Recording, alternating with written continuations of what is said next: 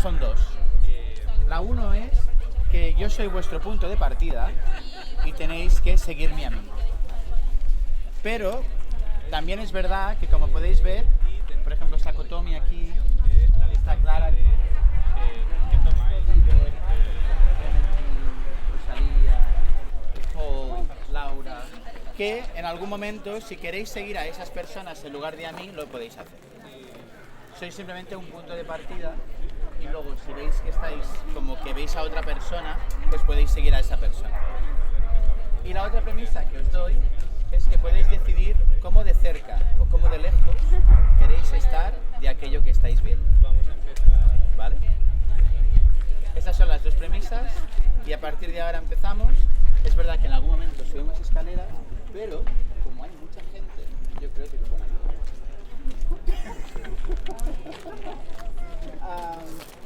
Y nada, y gracias por estar.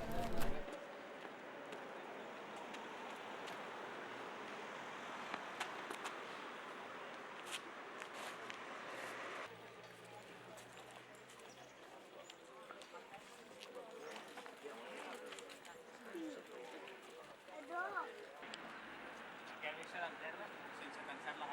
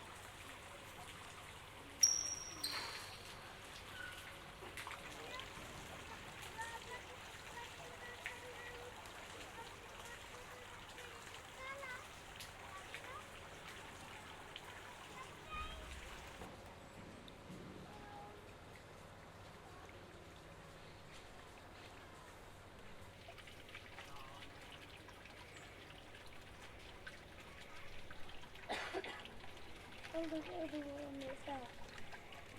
¿Qué tiene?